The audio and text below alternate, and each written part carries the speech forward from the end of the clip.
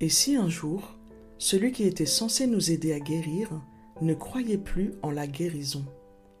Et si celui qui tenait la lampe dans l'obscurité, celui à qui l'on confie nos blessures les plus profondes, finissait par s'éteindre lui-même de l'intérieur? Pas brusquement, non, mais lentement, par une lente corrosion de l'âme, à force d'écouter la douleur, jour après jour, sans jamais oser montrer la sienne.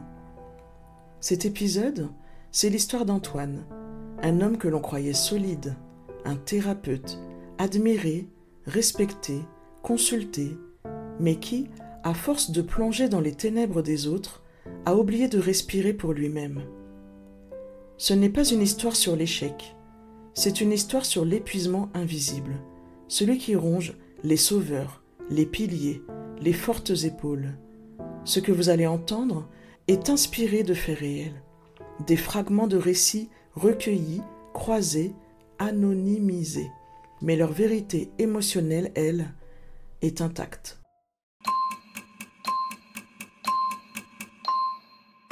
Là où les traumas prennent la parole, ce que tu vas entendre pourrait bien réveiller quelque chose en toi. Le dernier patient. Il est 18h23. Antoine vient de raccrocher le téléphone. Une voix tremblante lui avait demandé « C'est vrai que vous arrêtez tout, même les anciens ?» Il avait répondu sans hésiter « Oui, c'est fini pour moi, je suis désolé. » Depuis plusieurs mois, il répète cette phrase comme un automate, à ses collègues, à ses patients, à lui-même. Il n'est plus thérapeute, il ne se sent plus légitime, plus utile, plus vivant dans ce rôle. Il ferme les rideaux de son cabinet, un bureau épuré, presque stérile, comme s'il voulait effacer toute trace de ce qu'il a été. Au mur, un seul tableau, une photo, noir et blanc, d'un gamin dans un camp de réfugiés. Il détourne les yeux. Un coup sec à la porte. Il n'attendait personne. Il ouvre. C'est Louis, 19 ans.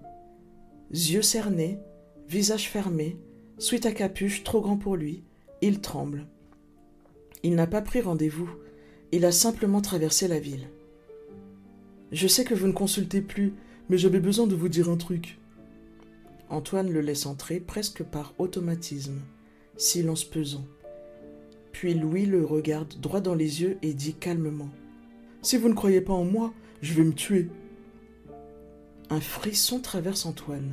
Ce n'est pas une menace. Ce n'est pas une demande d'aide non plus. C'est une vérité brute, lancée comme un cri silencieux. Et soudain, tout remonte. Les visages, les histoires, les cadavres symboliques laissés derrière les séances, les nuits sans sommeil, les missions humanitaires, la honte d'avoir un jour cessé de croire. Il aurait dû dire quelque chose, mais rien ne sort. Il est figé, comme si le miroir venait de se briser en face de lui. Parfois, ceux qui écoutent le plus le silence sont ceux qui ne peuvent plus supporter d'entendre leurs propres cris. Un enfant oublié devenu soignant du monde. Antoine n'a jamais voulu devenir thérapeute, pas consciemment du moins. Ce qu'il voulait, c'était comprendre pourquoi sa mère partait sans prévenir pendant des jours. Pourquoi son père ne revenait jamais. Pourquoi personne ne voyait qu'il pleurait en silence. À 7 ans, il se posait déjà les questions que certains ne se posent jamais. Il a grandi dans une banlieue grise, entre une mère instable, borderline, diront plus tard les psychiatres, et un père incarcéré pour violence aggravée. Chez lui, les émotions n'étaient ni nommées ni accueillies. Elles étaient tolérées, au mieux, étouffées le plus souvent. Alors il a appris à devenir utile très tôt. Il faisait ses devoirs sans qu'on lui demande. Il ramenait des bons points. Il écoutait les adultes parler. Et surtout, il écoutait les autres enfants pleurer, comme s'il était né avec cette mission secrète, réparer ce qui est brisé. Au lycée, il fascinait déjà, calme, posé, mature. On disait de lui, il comprend les choses que même les profs ne saisissent pas. Mais ce que personne ne voyait, c'était la solitude derrière cette sagesse précoce, cette façon de se dissocier de ses propres besoins pour incarner un rôle de pilier, le bon garçon, celui qui ne dérange pas, celui qui aide. À 22 ans, il s'engage comme bénévole dans une ONG. Premier terrain, Bosnie. camp de réfugiés, froid, violence, témoignages inhumains. Et au milieu de ça, il se sent vivant, utile. Pour la première fois, il a l'impression que sa douleur trouve un sens. Il enchaîne Rwanda, Haïti, Syrie. Il devient psychologue de crise, formé au trauma complexe, aux prises en charge de victimes de torture. Il écoute, il accompagne, il pleure parfois seul dans sa tente. Mais petit à petit, quelque chose s'installe. Il ne le voit pas venir. Il le confond d'abord avec de la rigueur, puis avec de la lucidité. En réalité, c'est le début d'un gel émotionnel. Il ne pleure plus, il ne rêve plus, il ressent de moins en moins. Il devient un professionnel de la survie. À 35 ans, il rentre à Paris, cabinet privé, formation en EMDR, en thérapie des schémas.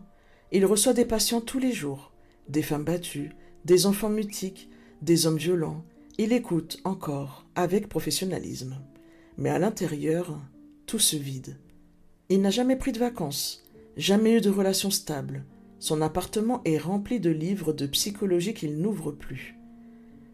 Quand un patient dit « J'ai peur que mon père me déteste », il répond « Que se passerait-il si c'était vrai ?»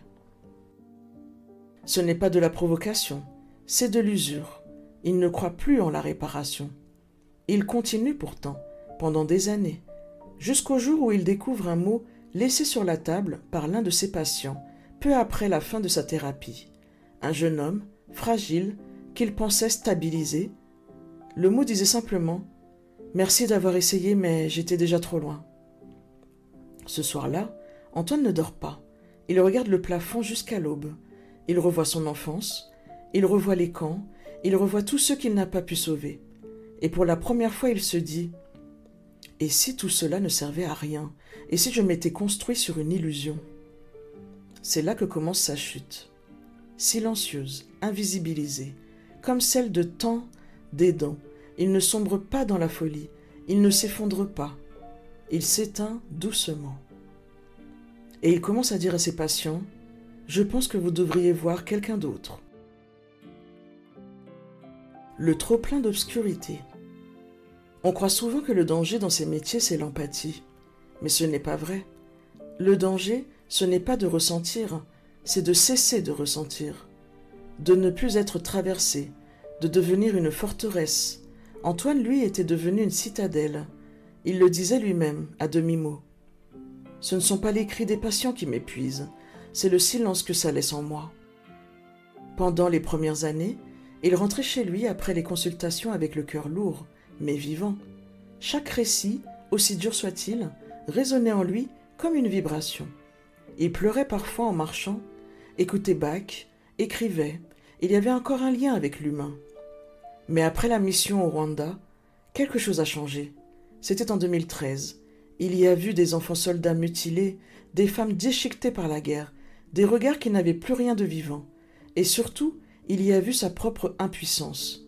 Un soir, il a tenté de dormir, une nuit banale, mais son corps s'est mis à trembler sans raison. Il s'est réveillé en sueur, le souffle court. Flash, cris, sang. Il a consulté un collègue en urgence. Verdict, le syndrome du sauveur blessé. Mais Antoine a minimisé. Ça va passer, j'ai connu pire. Sauf que ce soir-là, quelque chose s'est refermé. Un verrou intérieur. Il a commencé à séparer les dossiers des humains, à parler en termes techniques, à ne plus se laisser toucher pour continuer à fonctionner. C'est ce qu'il disait à ses stagiaires. Ce métier, si tu veux durer, il faut que ça devienne chirurgical. Ne laisse pas les histoires s'infiltrer sous ta peau. C'était une illusion car les histoires, elles passaient quand même. Mais au lieu de circuler, elles saturaient, comme une marée noire sous la surface. Et puis, il y a eu ce suicide. Un patient de 27 ans. Antoine pensait qu'il allait mieux. Il allait mieux, extérieurement. Il avait repris un travail, il souriait. Il disait merci, et puis un lundi matin, plus rien. Un mot, un vide, un souvenir obsédant, le dernier regard du patient à la fin de leur dernière séance. Une lueur étrange, comme une dernière révérence. Antoine ne l'avait pas vu. Il a continué à travailler après ça. Mais quelque chose s'était cassé, la foi. Ce n'était pas de la culpabilité, c'était pire. C'était un désenchantement radical. Je me suis dit que, peut-être, on ne guérit pas, que ce qu'on appelle progrès, c'est juste une anesthésie, que parler, c'est tourner autour du gouffre, mais que rien ne le comble. Alors il a commencé à dire des phrases creuses, à éviter les yeux, à penser à ses courses pendant les séances, à se déconnecter, lentement, mais totalement. Il est devenu ce que jeune étudiant il critiquait tant, un psy désincarné. Technicien du mental, fonctionnaire de la souffrance. Et au fond, il le savait, mais il se disait « c'est mieux ça que de tout sentir et de mourir dedans ».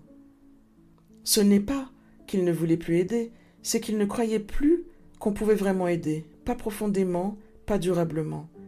Et dans cette perte de foi, il s'est replié, il a éteint les lumières, jusqu'à ce que Louis arrive et ravive, sans le savoir, la braise enfouie. Le sauveur épuisé. Quand on gratte la surface d'un thérapeute désabusé, on ne tombe pas sur du vide. On tombe sur un enfant qui a trop espéré, trop cru, trop porté, et qui un jour s'est effondré sous le poids du monde. Antoine n'est pas devenu cynique par nature. Il l'est devenu par saturation, par accumulation de douleurs non digérées, par incapacité à reconnaître qu'il avait lui aussi besoin d'aide. Et ce mécanisme, il a un nom, le syndrome du sauveur blessé. C'est un paradoxe cruel. Ceux qui choisissent ce métier, accompagner, écouter, guérir, le font souvent parce qu'ils ont connu eux-mêmes l'abandon, le chaos, l'incompréhension. Ils ont développé très tôt une hyper-empathie, une capacité à sentir ce que les autres ne verbalisent pas, une lucidité affective presque surhumaine. Mais cette capacité-là, si elle n'est pas équilibrée par un travail profond sur soi, peut devenir une malédiction.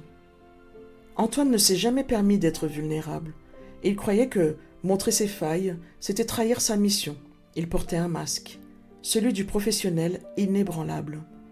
Mais ce masque, c'était aussi une armure contre la honte, celle d'avoir grandi sans amour stable, celle d'avoir entendu sa mère dire un jour « Tu sais, si je t'ai gardé, c'est parce que ton père m'a menacé ».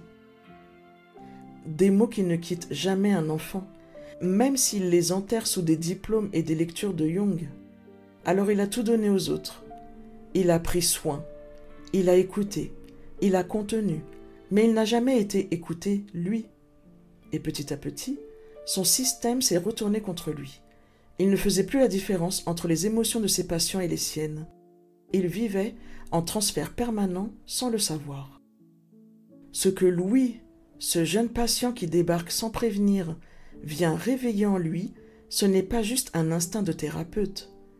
C'est le cri de l'enfant Antoine, qui n'a jamais eu le droit de dire « Je vais mal, j'ai besoin de toi ». Louis n'est pas là pour être sauvé, il est là comme un miroir symbolique.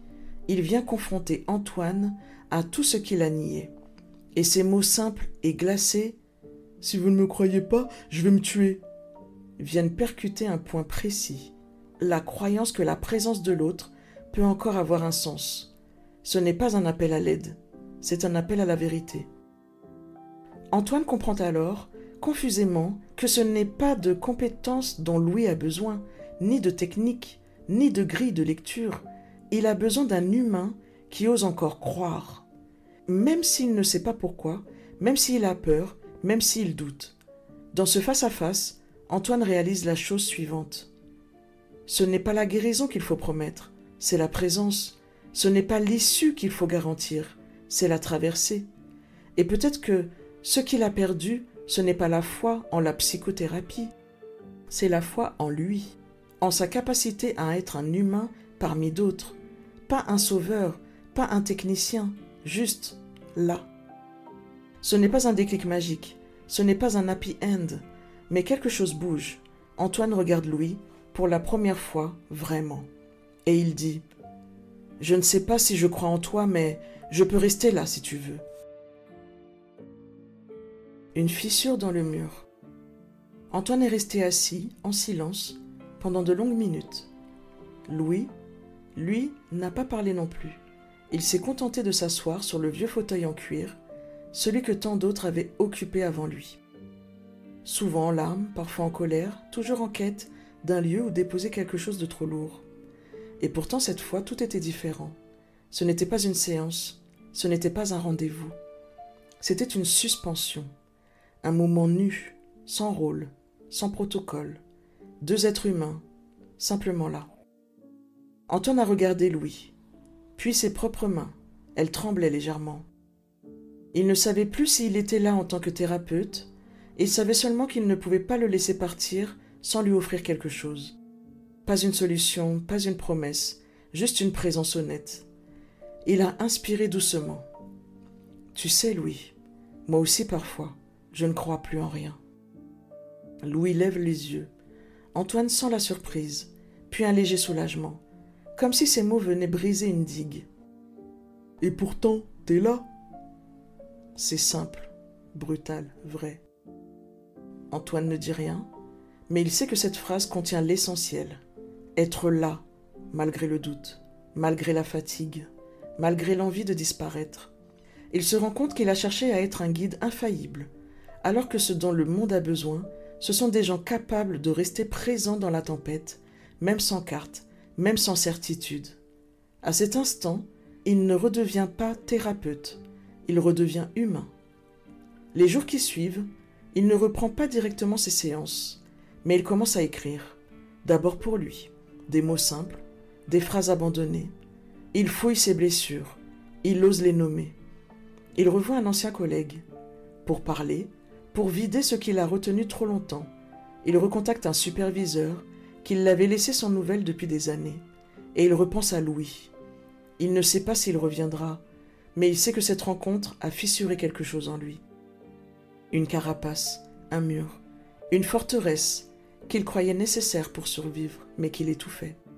Un matin, il écrit cette phrase dans son carnet. « Je ne veux plus sauver, je veux accompagner. » Et c'est peut-être là, dans ce déplacement minuscule mais radical, que réside le début de sa guérison. Non pas redevenir le sauveur, mais accepter d'être un compagnon de route, humble, faillible, présent.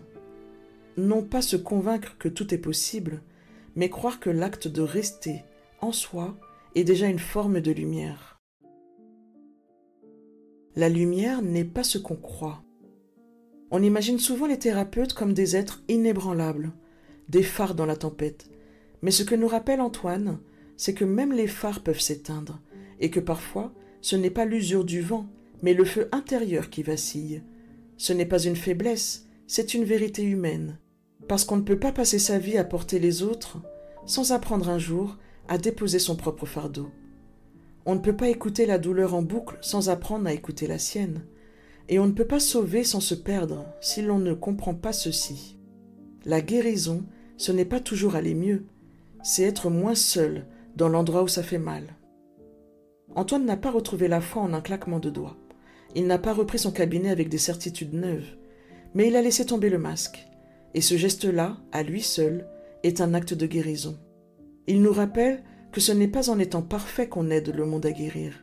C'est en osant dire « je doute, je tombe, mais je reste là ». La blessure est l'endroit par lequel la lumière entre en vous. Rumi. Et toi, à quand remonte la dernière fois où tu as laissé tomber le rôle pour simplement être là? Je te remercie pour ton écoute et espère que cette histoire t'a éclairé sur tes doutes, tes craintes et à prendre conscience de tes forces et de ce qu'il te faut améliorer sur tes faiblesses. Pour continuer sur cette belle lancée, je t'invite à écouter l'histoire suivante. Qui sait? Peut-être que celle-ci te donnera les réponses que tu cherches. Parce que comprendre l'histoire des autres, c'est parfois commencer à guérir la sienne.